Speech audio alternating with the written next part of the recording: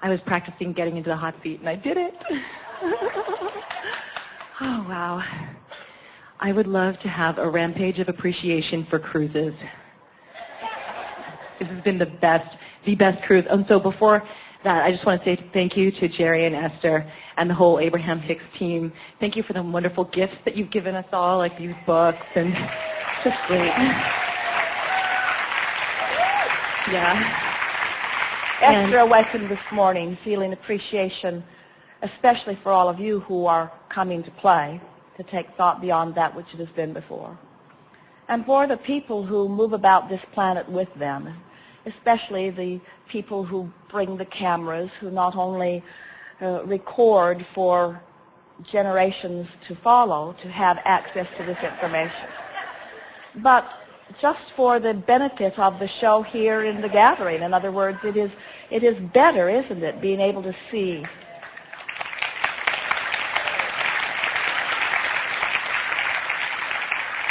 the details that they are involved in as they make arrangements to fly the equipment and get everything in place, and all of the details that Barbara is involved in, and Worldview Travel, and Yes. Scotty and Sandy, who drive tirelessly around the planet in order to give Jerry and Esther the sense of ease that they have.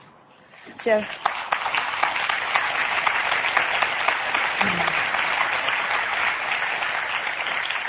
when Jerry and Esther think about the details of the coming together of something like this, the details of them are overwhelming.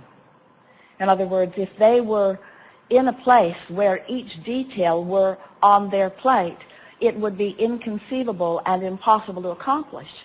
But instead, they are in this general place of knowing the power of these people, and knowing the willingness of these people, and knowing the fun of these people.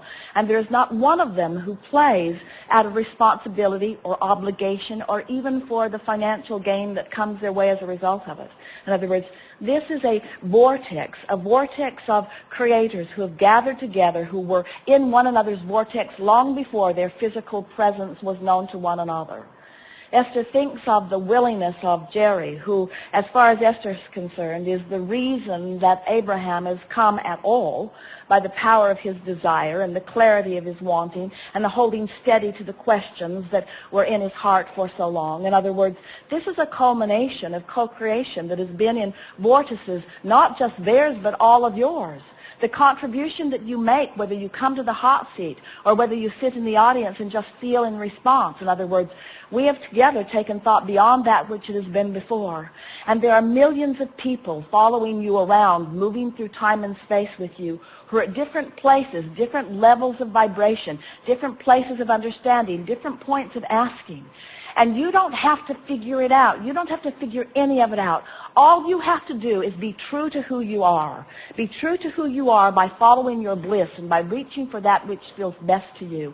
And one by one you will rendezvous. And when you meet one another, when Esther looked into the eyes of Karen or the eyes of Mike or the eyes of Scotty or the eyes of Barbara or the eyes of Ron or the eyes of George or the eyes of Jerry, when Esther looked into their eyes in the first moment she met them, she knew that they were in the vortex. She knew not about the vortex. She just knew, I want some of you. I want some of you. I want part of this boombox in the elevator. I want part of this movement in time. I want to dance to the rhythm that you've got going. She said to Jerry, I used to get happy just driving past your house. In other words, you know, you can feel the call of your vortex if you will allow yourself to do so.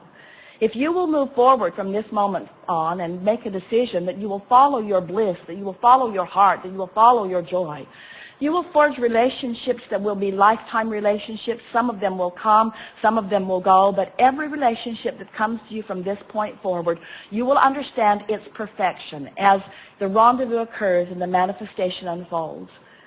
If you make what is important to you the way you feel, and you let what isn't important to you dissipate, as you let anything that feels negative be something that you immediately make your best effort at deactivating. As the moment the negative emotion begins to come upon you, you think about deconstructing that, deconstructing that, deconstructing that.